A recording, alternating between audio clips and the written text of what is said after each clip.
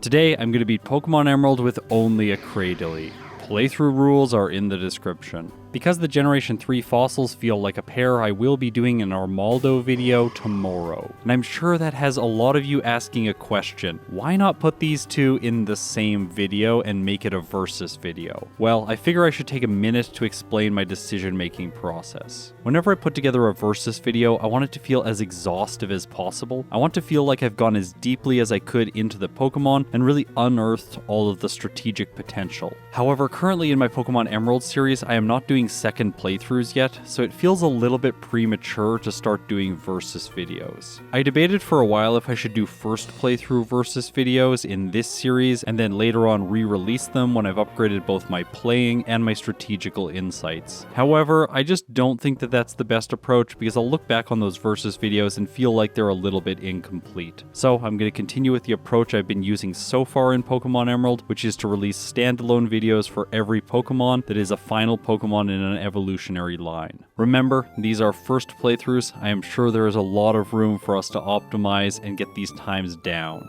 Now, let's talk about Cradily as a Pokemon. As a kid, I absolutely loved this thing's design. Of the first 4 fossil Pokemon introduced in the Pokemon series, Cradily is by far my favorite. Yes, for me it is better than Kabutops, which is surprising. For base stats, it has a weird distribution. All of the numbers are not cleanly divisible by 5, which kind of bothers me.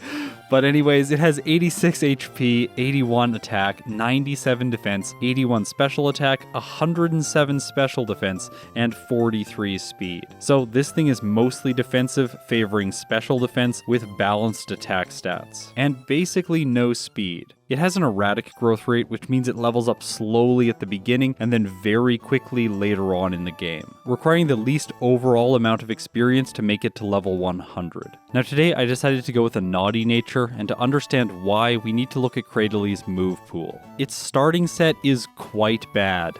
Astonish, Constrict, Acid, and Ingrain. When I was a kid and I got a Lileep, I immediately boxed it because all of these moves are such trash. Through level up, its first new move that it learns is Confuse Ray at level 29. Then it gets Amnesia, Ancient Power, Stockpile, Spit Up, and Swallow. However, this triad of moves is not particularly useful in Generation 3 because Stockpile doesn't raise your stats. Reflecting on this level up learn set, you can see that Cradily is really supposed to be a defensive beast. They want you to set up Amnesia and Ingrain and then mess the opponent up with like Constrict lowering speed, Acid lowering defense, Confuse Ray messing the opponent up, maybe Stockpile using Spit Up and Swallow contextually, and then Ancient Power for a little bit of stab damage. Luckily for Cradily, though, it doesn't have to rely on these moves. It learns some good TMs, although it doesn't get very many. It gets Bullet Seed, Giga Drain, Solar Beam, Earthquake, Return, Sludge Bomb, and Rock Tomb. So the majority of its best damage-dealing moves are going to be physical, so this is why I decided to go with a naughty nature to boost its attack and lower its special defense. Now when I first started these Pokemon Emerald challenges, I always thought that I should lower my speed with my nature and raise one of my attacking stats, that way I leave both of my defensive stats intact. However, I got so many negative comments about this telling me to never lower speed that I just stopped doing it entirely. However, reflecting on my setup with Cradily, I think that maybe I could have lowered its speed since it is so slow anyways. However, it's a first playthrough. I decided to go with the naughty nature, so that's what I've got today. Let me know what you think about speed lowering natures because I'm curious to get more thoughts on it. And now with all of that out of the way, let's jump into this playthrough. I think that it goes without saying, but Cradyly's early game is really awful. The erratic growth rate is far slower than the slow growth rate in the early game, and when you start with no same type attack bonus moves and Acid is the best of your choices, things are quite slow. Plus, I do want to remind everyone that after Generation 1, the Bug type lost its weakness to Poison type moves, so Acid is not even good against those Pokemon at this stage in the game. Luckily for me, there's the occasional Shroomish that I can do super effective damage to for a quick knockout. The biggest saving grace for Cradily is the fact that once it clears Petalburg Forest, I can talk to this NPC and get the TM for Bullet Seed. This TM feels like it was left here intentionally by the developers to give you an answer for Roxanne, and that is exactly what it's going to do for Cradily today. I teach it in the place of Constrict, one of the worst moves in all of Pokemon, and then I head into Roxanne's gym and defeat all of the trainers here for some extra experience. Like I said though, the erratic growth rate is very slow, so I am only level 10 10 by the time I'm ready to face the first gym leader.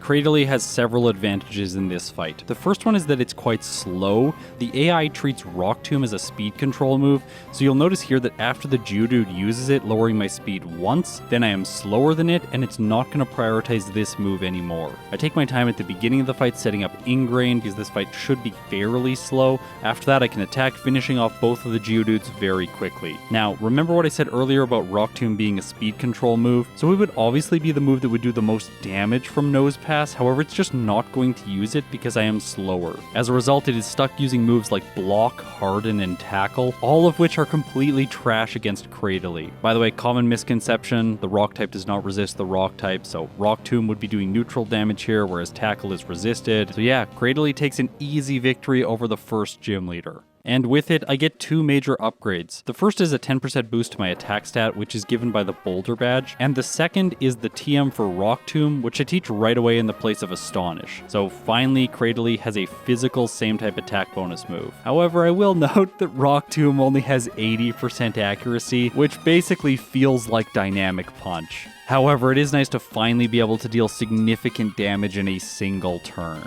I faced Brendan in Rustboro City. I pretty much always do this battle just for a little bit more experience. Plus, with the erratic growth rate, I need to train as much as is possible right now. Of course, I gave the rival Torchic just to make it as hard as possible, but the battles against him are very rarely difficult. While backtracking through the forest, I can cut this tree and talk to this NPC who gives me the Miracle Seed. This is a great boost for the damage from Bullet Seed. After that, I take a boat to Dewford Town, grab the Silk Scarf, deliver the letter to Steven, and then I have to make a choice. Do I face Brawly now, or do I come back later? Well, because of the growth rate, I'm only level 14, so it makes absolutely no sense to face Brawly right now. I am instead going to proceed to Slateport City and come back to face him after I've defeated Flannery. That is the latest possible moment that I can delay this battle, just because you have to have the first 4 badges before you face Norman. On the beach, I pick up the Soft Sand. This is going to be useful much later on into the playthrough once I get Earthquake, but for now it's not going to do anything. I find it really frustrating that Cradily cannot learn Dig.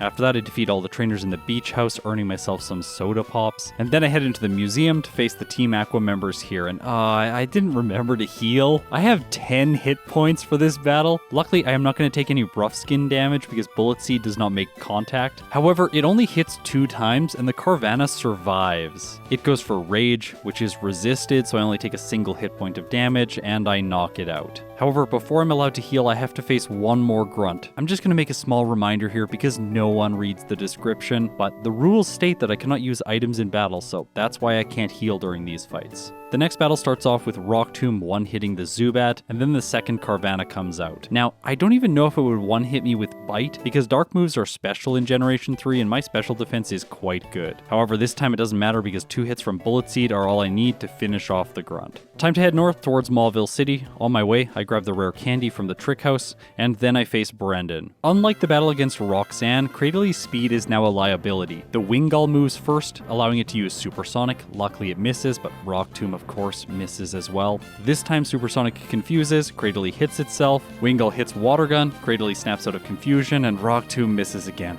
Are you kidding me? This is one of my least favorite moves to use. If only Cradily had a better option available to it right now. Maybe I should have been trying to knock the Wingull out with Bullet Seed. Anyways, finally Rock Tomb hits and I finish off Brendan's lead. Next, he sends in Combuskin. This thing is also faster. Now Rock Tomb is neutral against it, so I figured this was my best bet. Combuskin uses Focus Energy, upping its critical hit chance, and then Rock Tomb does less than half. Alright, that's not good. However, I am going to be faster now because I lowered its speed. I hit it again, taking it down to red health. It goes for double kick, getting a crit, taking Cradily down to red health, and it finishes me off with the second hit. So, that's my first reset against Brendan, who I said is usually not a challenge in these playthroughs. I guess when he gets critical hits, it's sometimes challenging. In the next battle, things go even worse. It's still confused by the time it makes it to Combuskin, and then double kick knocks it out over 2 turns. I spent a tiny amount of time grinding against wild Pokemon, taking Cradily up to level 20. By the way, I've fought most of the trainers by this point in the playthrough, so there's not really any additional trainer experience that I'm leaving on the field. After that, I come back to the battle against Brendan. This time, Supersonic misses, and Rock Tomb one-shots the Wingull on the first turn. After that, Combuskin does not set up Focus Energy. My Rock Tomb is still not doing half, which is pretty pretty frustrating. However, on the second turn it sets up Focus Energy, which feels like a Generation 1 play, and then for some reason it goes for Ember. I'm really not sure why it decided to do that, but of course Cradily survives the neutral hit and finishes the combustion off. All that's left is Lombre. This thing is not very good. It's using Absorb, doing a little bit more than it usually does, but Rock Tomb still gets the job done. Honestly, I was quite happy to move past this fight because I think I could have been stuck there a lot longer. It's at this point that I want to mention the erratic growth rate and its interaction with rare candies. A lot of you have said that using rare candies earlier on in the playthrough is going to be better for Pokemon with this growth rate. However, it doesn't really work out that way in practice because at this point in the playthrough, I have a grand total of 1 rare candy. And by the time I get to about level 30, the erratic growth rate is no longer that slow. So I could use 1 rare candy right now and go up from like level 29 to 30 or something like that, but in the end, it's not going to make that much of a difference. I will note though for that rival battle that I was going to use 1 rare candy if I continued to be stuck there. However, I ended up getting pretty lucky, which was nice. Now since Watson is coming up next, I need a solution for his Magneton. And unfortunately for Cradily, the best thing it has access to is the move Rock Smash, which in Generation 2 and 3 has a base power of 20. Now it does have a 50% chance to lower defense,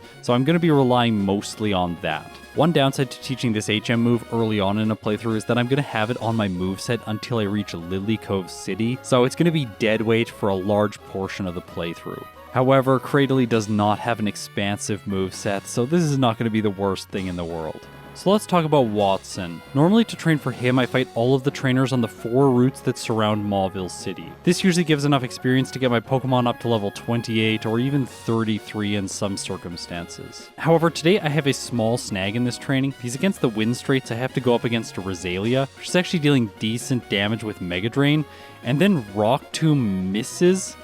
It misses 4 times in a row, which is really bad because that was my go-to move to knock the Grass Poison type out. Now I have to use either a resisted Rock Smash or a resisted Bullet Seed to knock it out. I have to say, using Rock Tomb as your primary damage dealing move is like one of the most frustrating ways to play this game. I do not recommend it for anyone. In this case, I figured that using Rock Smash was going to be the best choice because it'll eventually lower Roselia's defense, and I'm going to be able to knock it out fairly quickly after that. And I do manage to win here. However, remember, this is the Wind Straits, so I have to beat 4 of them in a row. And Vivi, I'm not sure.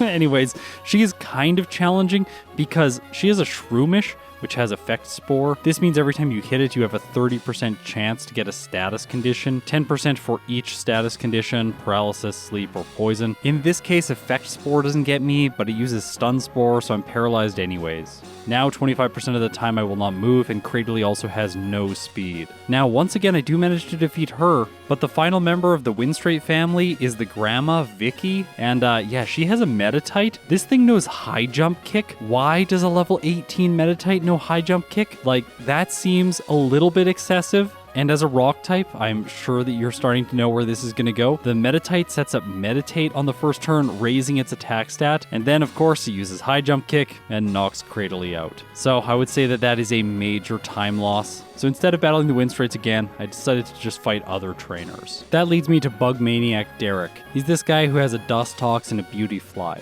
Now I figured that I would be fine against him because I have Rock Tomb, which is super effective and has the same type attack bonus. However, against the Dustox, it misses a total of 3 times in a row and I run out of PP. I really hate this move. As a result, I have to attack the Dustox with either Rock Smash or Bullet Seed. I'm going to go through the effective powers on both of these moves just for any audio listeners. Rock Smash, which is doubly resisted, has an effective power of 5, and Bullet Seed, which is also doubly resisted, has an effective power of 3. As a result, this fight lasts a long time. A really long time. I thought that I was going to have to spam out all of my PP and use Struggle here to defeat his team. Also, because of my typing, I'm not taking very much damage from any of his moves. I can just heal all of the damage with Ingrain. So while this fight did end up taking forever, at least it wasn't like the Wind Straits. I do eventually win. And I do that without ever having to use Struggle. Hopefully there are going to be no more battles like this in this playthrough. Anyways, let's move on. After all of this training, Cradily is on the lower end of my level range. It is level 28. So now I'm going to give Watson a first try.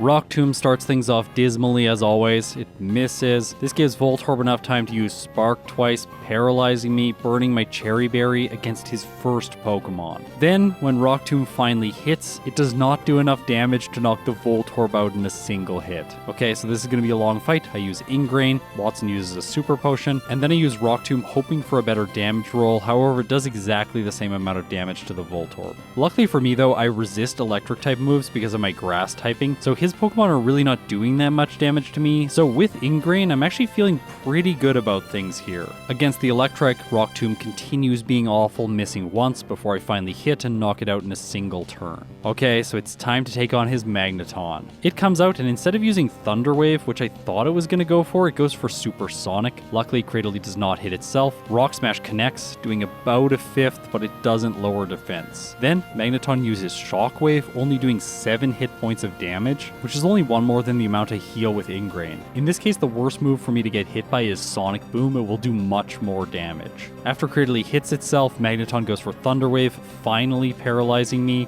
However, I snap out of Confusion, lower Magneton's defense, it hits Sonic Boom, and then Watson uses a Super Potion, fully healing Magneton. However, now that I've lowered Magneton's defenses by 1 stage, my Rock Smashes are dealing 1/3 each turn, so I am able to finish it off with green health remaining. Up next is Manectric. However, this thing doesn't really have anything that is going to be useful against Cradily. Both Quick Attack and Shockwave are both resisted. I guess it could set up a lot with Howl and then eventually deal more damage with Quick Attack, but overall, this one is very straightforward, and I take a first attempt victory over Watson. Alright Cradily, not bad. He is usually one of the hardest gym leaders in all of Hoenn.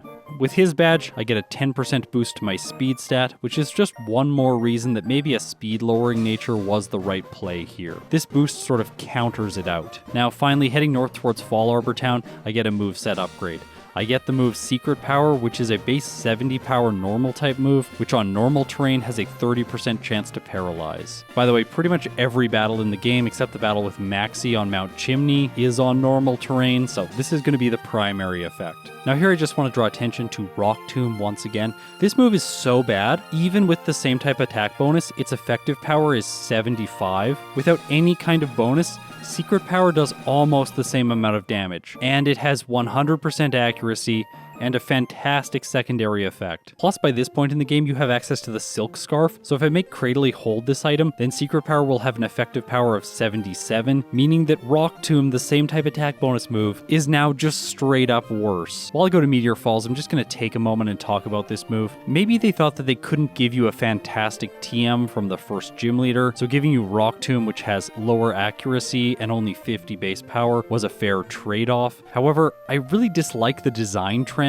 of making rock type moves inaccurate. There was always some level of inconsistency involved in rock moves. For example, Ancient Power, while it has 100% accuracy, it has a lower chance of activating its secondary effect, which is really what you want every time you use it. Also, it is a small PP move. It only has 5 PP, so that's not very nice. I can also see Game Freak trying to balance Rock Tomb around the fact that it is a speed lowering move. However, recent comments on my Slugma video made me think differently about this. In that video, I complained about Smog because it has 70% accuracy. People said that this might be fair because then it balances out the 40% chance to poison. However, one person brought up the fact that the move Nuzzle was introduced later on in the series, and this move has 100% accuracy, base 20 power, just like Smog, and it paralyzes the target. Paralysis, I will have you know, is much better than poison. In this case, with Rock Tomb, I just don't think that dropping speed is worth losing 20% accuracy. And when your alternative is Rock Throw, which does not have perfect accuracy, I am just kind of left wanting more from all of the rock moves in these games. Anyways, don't worry, Cradily cannot learn Rock Slide today, so I won't have a chance to complain about that accuracy. Like, it can learn Rock Slide, by the way, from the move tutor in the Battle Frontier. I just can't get the battle points required to get it. Alright, so let's proceed with this playthrough as I battle Maxie on Mount Chimney. This battle is a bit annoying for Cradily because it gets his attack stat lowered right away. However, then Secret Power just critical hits the Mightyena and knocks it out in a single turn. Okay, that's fine. Against the Zubat, which is weak to Rock Tomb, I'm just going to go for Secret Power because it has 100% accuracy. Frustratingly, it does not knock the Zubat out. However, like I said earlier, this is one of the battles that is not on normal terrain, so Secret Power's secondary effect is a 30% chance to confuse, which activates on the Zubat and causes it to deal self-inflicted damage, getting the knockout. All that's left is Camerupt. Secret Power is doing 1/3 to it. While it does hit me with a critical hit magnitude, and Maxie does use 2 super potions, I'm just able to do enough damage and finish it off. Alright, so before proceeding, I'm going to grab the Meteorite, then I'm going to head back to Fall Arbor Town. This way I can give the Meteorite to the Scientist and get myself the TM for Return, which at this point is an 11 effective power upgrade over Secret Power. And now I am ready to face Flannery. I think that this battle is fairly straightforward. I'm going to use Return on her first 3 Pokemon and then Rock Tomb against the Torkoal. I don't want to risk missing on her first weaker Pokemon, which I can basically one-hit with Return. I think the only one here that's going to survive is the Camerupt. It does with just under half health. However, luckily for me, it misses Overheat and I finish it off. So, I'm moving on to the Torkoal with full health. Now, Rock Tomb, please do not let me down. I go for it, and it hits. But unfortunately, it does less than half. Torkoal strikes back with Overheat. However, Cradily's incredible special defense comes through. It survives with more than half health, hits another Rock Tomb, rolls better damage, and Flannery's ace goes down. Okay, so I've defeated the Fire-type gym leader. Now, in quick succession, I'm going to go back to Dewford Island, and I'm going to face Brawly. Whenever I face him after Flannery, so many people write in my comments that they didn't see me fight him. When did I fight him? Did I forget it? I didn't forget it. The battle is just really short when I backtrack here, because you can just use Return to one-hit all 3 of his Pokemon. So yeah, I fought him. He's done now. Let's move on to Norman. Well, actually, before that, I need to fight the trainers in his gym, and I am sure you are realizing where this is going, because I normally don't talk about these people. One of them that I do face is this guy who has a Spinda. It uses Teeter Dance right away, confusing Cradily. Now this isn't the worst because self-inflicted damage isn't doing that much. However, what is really bad is the Spinda is going to use Focus Punch, and I hit myself on the turn that it decides to do this. So it hits me doing a decent amount. Then it goes for Focus Punch again. Cradily hits itself again. Focus Punch connects, and I cannot believe this, but Cradily survives on 1 hit point. Okay, Confusion, please do not ruin this for me. And in this case, my Cradily, which I have lovingly named Noodle, by the way. Thanks for the suggestion on the platform formerly known as Twitter. Noodle hits Return and finishes the Spinda off, so I have made it to Norman without an unfortunate reset. I honestly play this battle very terribly. Against the Spinda, I use Ingrain, which is objectively a bad choice because then it can use Teeter Dance against me. Luckily for me, Norman Spinda does not know Focus Punch, so after that I can finish it off with Return and move on to the Slacking. By the way, this is where I should have set up Ingrain. I should have done it on the turn that it's attacking to counter, but in this case I just go for Return, and then Slacking uses Counter, dealing a lot of damage to Cradily. However, that doesn't really matter because there's nothing that it can do to knock me out. Every turn it has a chance to attack, I can just use Ingrain to waste time, and then when it's loafing around, I can hit with Return, dealing good damage. This fight takes a while, but eventually I finish the Slacking off, and Cradily levels up to level 36. Here, it has a chance to learn Amnesia. Obviously, I'd love to put this in the place of Rock Smash, but right now I can't unlearn the move, so I'm going to say no to Amnesia, and I'm going to have to learn it with the move reminder later on if I want it. Things get a bit annoying against the Vigoroth because I fall asleep due to yawn, however, I eventually knock it out, move on to the Linoon, taking care of it easily, and with that I earn myself the 5th badge and a boost to my defense stat. In the next portion of the game, most Pokemon usually get a major moveset upgrade, either through moves like Surf, Ice Beam, or Thunderbolt. Now, Cradily does learn Sludge Bomb, and I could pick this up on Dewford Island, however, it's just not that useful offensively. I don't get the same type attack bonus with this Poison-type move, and there aren't really many Pokemon weak to it in the next section of the game, especially because Winona is coming up next. I have to say that it is really frustrating playing the game with a Rock type when your best Rock type move against the Flying type gym leader is Rock Tomb. I cannot wait until I get Ancient Power. However, that happens at level 48, and Cradily is 10 levels away from that when I'm facing the rival just outside of Fort Tree City. Now, normally I never narrate this battle, but today I think it might be worth it. So Pelipper gets really annoying and uses Protect twice at the beginning of the battle, foiling 2 Rock Tombs. After that, that, I miss, it uses Supersonic, Cradily hits itself, and then when Rock Tomb finally hits, Pelipper survives on red health. Okay, so against the flying type, I should have just been using Return. Next is Combusken. Return does not one-shot it. It goes for double kick, taking Cradily to around half health, then I snap out of Confusion and knock it out with a critical hit. Last is Lombre. This thing isn't very good, but it does use Fake Out, wasting a little bit of time before I take it down. Okay, so this was a third rival fight where he took me to half health. That is a rare occurrence, and I think it is largely because I was relying on Rock Tomb for damage against the Pelipper, and that doesn't make me feel particularly good as I head into Winona's gym. Up first is Swablu. Now this thing can end the fight if it goes for Perish Song, but today Rock Tomb hits and knocks it out in a single turn. Next is Skarmory. Now this thing is going to take a while to knock out with my current moveset, so I'm going to use Ingrain so that I'm gaining back health every turn. However, this Skarmory knows Steel Wing, which is super effective against Cradily, and it's actually doing decent damage. I always find it amazing how low Skarmory's attack stat is. It is 55, and after Steel Wing gives its defense stat +1, it has 148 defense. This thing is such a tank. My Rock Tomb, of course, misses. It hits another Steel Wing, raising its defense a second time. That's going to make Rock Tomb even worse. I have no special moves to hit it with, and so, of course, everything falls apart in this fight, and Cradily eventually goes down. At this point I have 4 total rare candies, and I figured that using them to go up to level 45 would be best for this fight. It's going to give me a little bit more damage. Also, going for Ingrain right away on the Skarmory was a mistake because it had a chance to boost its defense. So this time on the first turn I go for Rock Tomb, dealing about a third. This lowers Skarmory's speed, but then it uses Sand Attack, so now Rock Tomb only has a 60% chance to hit. And finally, after so many failures, Rock Tomb hits 2 turns in a row, despite my accuracy being lowered one more time.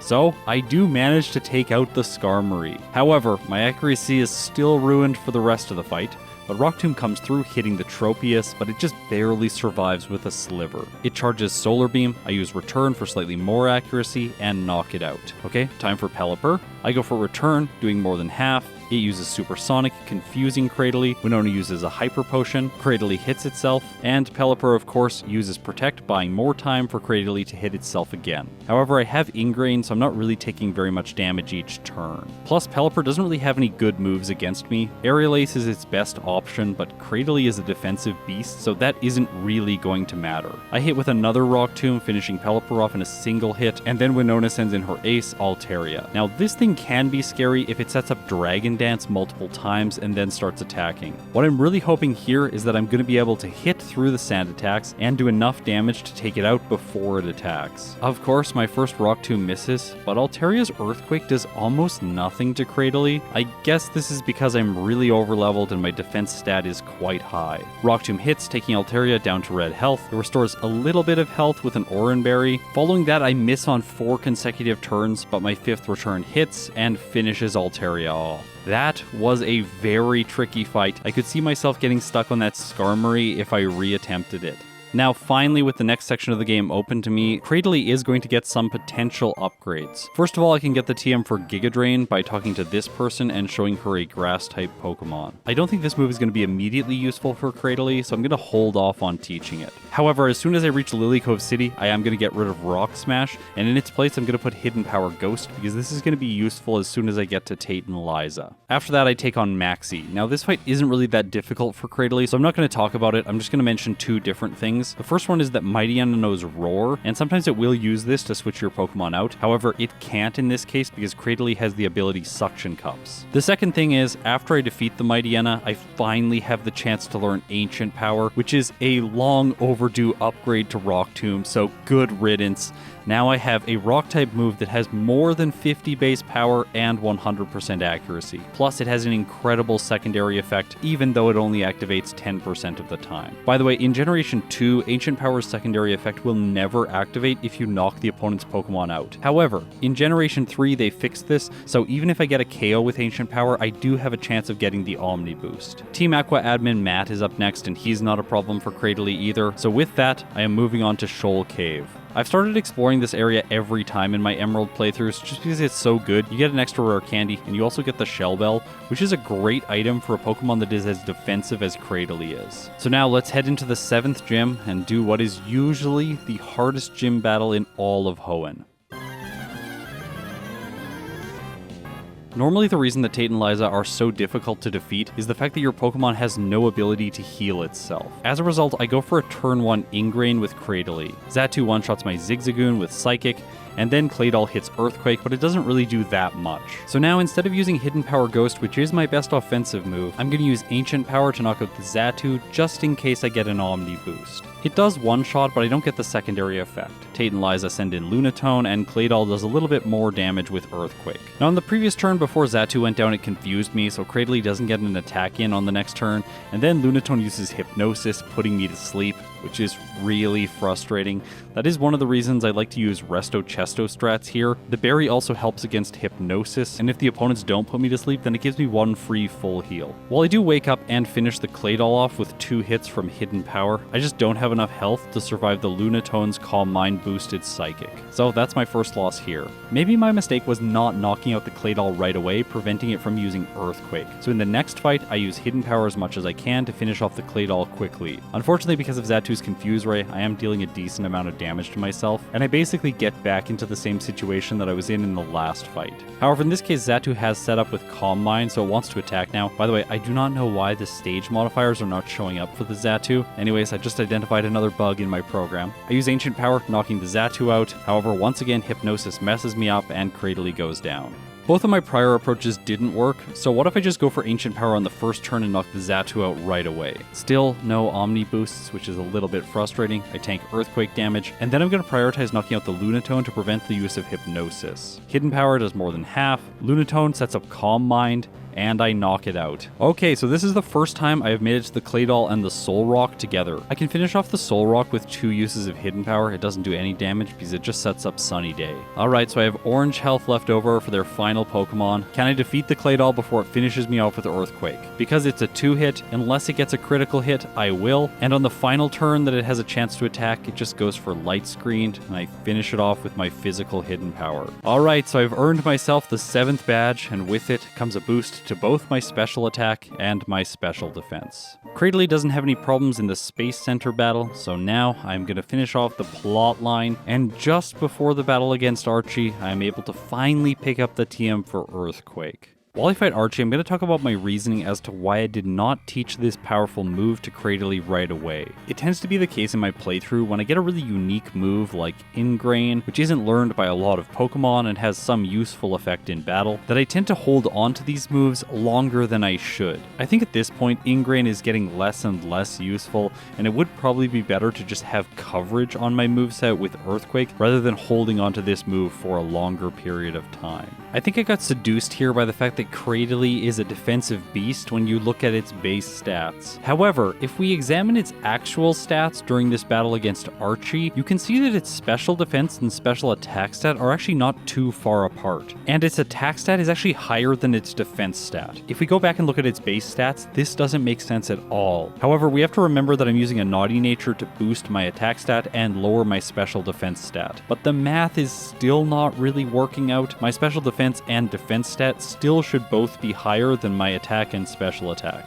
So what's up? Well, throughout a regular playthrough, you earn a lot more attack and special attack EVs than you do defense and special defense EVs. So both of my offensive stats are gaining double advantages. The attack stat is getting both the nature advantage and the EV advantage, whereas both of my defense stats are not getting any advantages, and the special defense is actually getting a disadvantage. So after all of this is considered, Cradily actually becomes a very balanced Pokemon for a solo playthrough. As a result, I do think that giving up Ingrain probably would have been the best choice this late into the playthrough. I figured that some of you would notice this weirdness in the stats, so I had to explain it. Now, with all of that out of the way, let's head into the battle against Juan.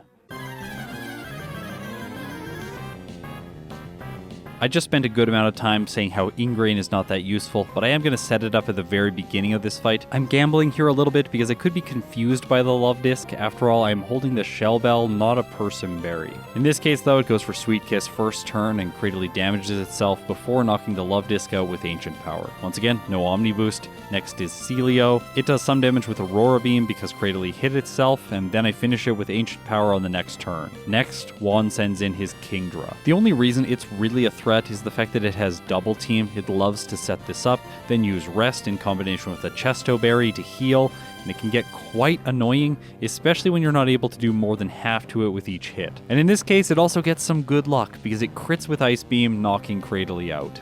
In the next fight, things are still tense against it. I get a lot better luck with my accuracy, however one uses a Hyper Potion to heal it to full, and then he uses Rest with his Chesto Berry to heal it for a third time. Every time he heals, he gets one attack in, so the Kingdra is chipping away at Cradily. However, despite the double team on turn 1, I get lucky enough to knock it out. Next is Whiscash. I take a little bit of chip damage here before I finish it off, and move on to his final Pokemon, Crawdaunt. Now, Crabhammer could knock me out if he gets a critical hit. However, in this case, Crawdaunt just goes for Taunt. I want to attack anyways. I hit Return and finish it off. So Wally is the only major battle that I have to do before I make it to the league. Here, I just want to illustrate the fact that the erratic growth rate is now starting to level up very quickly. Look at how much of my experience bar fills out when I knock out one of his Pokemon. By the way, he's not an issue at all. I'm sure you assumed that. He's not a very good trainer. So now, let's move on to the 6 final trainers in the game. First is Sydney, and I really don't have a good matchup here. I have to use the White Herb to prevent the attack drop from Intimidate, but the Mightyena survives a single Ancient Power and it is able to use Sand Attack, lowering my accuracy. And that's the second reason that Cradily doesn't have a good matchup here. It learns no moves that can bypass accuracy checks. Aerial Ace usually is the best move for this battle, but Shockwave can also be good in a pinch. It's just not particularly useful against the 2 grass types. In this case, I knocked the Shiftry out in 2 turns. However, it did use Torment on me, which is really annoying, so now I have to switch to use Ancient Power on some turns and Return on other turns. However, by doing this, I am actually able to make it through all of Sydney's Pokemon. I'm surprised I didn't have one reset here. Phoebe's next, and this one is not going to be difficult at all. Now, I do make a mistake here. I should have just set up Ingrain on the first turn. I attack into the Dusclops, which does nothing because it protects itself 2 turns in a row, wasting 4 power points because this thing has pressure. And honestly, that is the most worrying thing about this battle, is just running out of power points. I can only attack with Ancient Power and Hidden Power. By the time I knock her Ace Dusclops out, Hidden Power has depleted all of its power points. However, I brought a Lepaberry into this fight just for that circumstance, so I can replenish my PP and continue to last. Because of that, I'm able to finish Phoebe off and continue on to Glacia. For this fight, I want to note that I taught Rest in the place of Hidden Power. Ghost-type moves are not very useful once you defeat Phoebe. The reason is that from Generation 2 to Generation 5, the Steel-type resists Ghost-type damage, so a Ghost-type move isn't particularly useful against Steven. Obviously, it's neutral damage for most of the Pokemon in between, but in this case, I want to use Ancient Power against Glacia anyways. When I knock out her second Celio, I finally get an Omni Boost, which is really going to help me with the rest of the fight. I now am able to one-hit the following Walrein, which is perfect, and because the Walrein didn't survive, I'm going to one-hit both of the following Glalie, just because they have lower HP and defense stats. So Cradily is moving on to Drake. It has had no problems during the league. I start this battle off by going for Ingrain when the Shelgon goes for Protect, and then I use Ancient Power to knock it out. Drake does use a full restore here to heal it, meaning that it would take a total of 5 Ancient Powers to knock it out. I was hoping to get the Omni Boost here, but I don't, so I move on to the Altaria with most of my stats intact except my speed. Here I just briefly want to go back to the speed lowering natures that I mentioned at the beginning of this video. I am often thinking about how fast Drake's team is, and not wanting to lower my speed just so I can move first against Pokemon like Flygon and Salamence. However, the fact that the Shelgon has Rock Tomb and loves to lower your speed anyways might actually be an argument in favor of using speed lowering natures. So in the case of Cradily, with this information, I do think that it would be better. Also, not to mention the fact that having a speed lowering nature might actually help Pokemon against Roxanne, because her rock types are less likely to use Rock Tomb in those cases. I finish the Altaria and Kingdra off, and move on to the Flygon with just over half health. It goes for Earthquake though, which takes me down to orange health, and my return does less than half. Okay, time to burn my Chesto Berry here and heal to full health. I luckily survive the next Earthquake, allowing me to heal, and then I use Return to take Flygon to red health. Drake uses a full restore, my next 2 returns take it back to red health. I survive Earthquake with just more than half health and finish it off. Okay, so it's time for his ace, the Salamence. Now, Cradily does not stack up well against this thing. First of all, Intimidate triggers, lowering my attack stat. Next, Salamence is faster and it knows Flamethrower, which does neutral damage. However, in this case, Dragon Claw is the better move. But luckily, because Cradily is defensive, it shrugs it off, hits Ancient Power and does about half. maybe less than half. I'm able to tank one more Dragon Claw, strike back with Ancient Power, but Salamence survives and eats a Citrus Berry. Okay, so essentially I have to survive another Dragon Claw. I'm not sure if I will, but Cradily does, hits return, and takes a victory over Drake.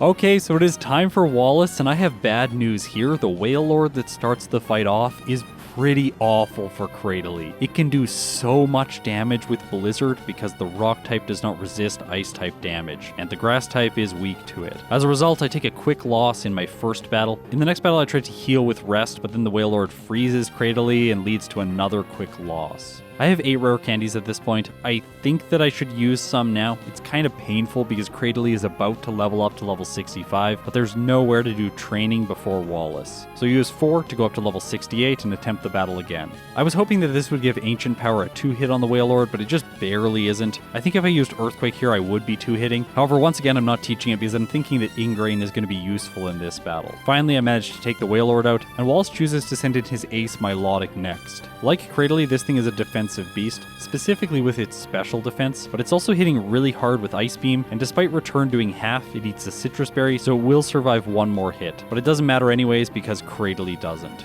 Because I don't get the 2-hit range at level 78, I'm not going to use my rare candies before this battle. That way I'll be one level higher when I face Steven if I'm able to get by Wallace. However, I'm going to make one major moveset update, which I think I should have done a long time ago. I'm going to teach Giga Drain in the place of Ingrain. With this grass type move, I can deal massive damage to Whale Lord, taking it out over 2 turns. However, I finish it off with Ancient Power just in case I get the Omni boost. And I do. Alright, that is what I needed. I'm level 65 over a damage rounding threshold for the Milotic.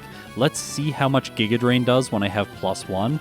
And in this case, it does more than half. I was really surprised by that. This allows me to finish Wallace's ace off with only 2 hits. Next is Tentacruel. It just goes for Toxic before Wallace heals it, and I finish it off with 2 more returns. After that, I can use Rest in my Chesto Berry to remove the status condition against Ludicolo, and then I try to knock it out with Return, but just as I'm about to take it out, it gets me down to lowish health, so I decide to use Rest to heal again. However, this just gets me trapped in the constant use of Rest. I have to continuously heal, and eventually I'm going to have to just chance it and attack the Ludicolo. When I finally manage to, I hit and knock it out. There's only 2 Pokemon left over, Whiscash and Gyarados. Obviously, the first of these is easy to one-hit with Giga Drain, and that leads me to Wallace's final Pokemon. It does intimidate me, but the Omni Boost from earlier in the fight basically cancels this out. Ancient Power does much more than half, taking Gyarados to red health. It sets up Dragon Dance. Wallace uses a full restore. I hit another Ancient Power, taking it back to red health. Gyarados goes for Earthquake, which Cradily easily shrugs off, and I defeat the champion.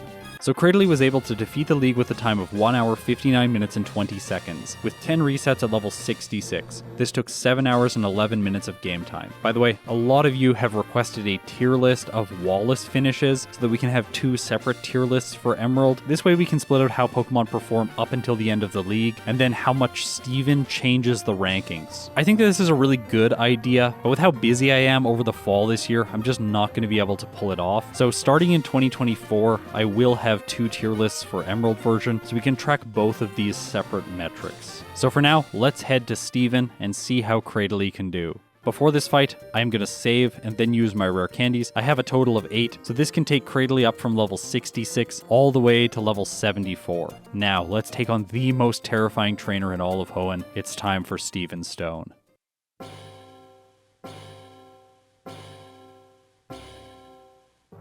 My strategy for this fight was fairly simple. Set up Ingrain right away, then use Ancient Power, hopefully getting the Omni boost at some point, and then I can use Giga Drain as well as the Shell Bell to heal throughout the fight. By the way, this is a terrible strategy. It doesn't work out at all. The Skarmory takes me out. In the next battle, I have a much better idea of what I need to do. I have Ancient Power for the Pokemon that can't be hit by Earthquake, and Earthquake for everything else. Ingrain in combination with the Shell Bell gives me a lot of healing every turn, and I have Rest for the occasional situation where I need to heal a lot. I was hoping that I would get an Omni boost, but instead the Skarmory crits with Steel Wing and gives Cradily another quick loss.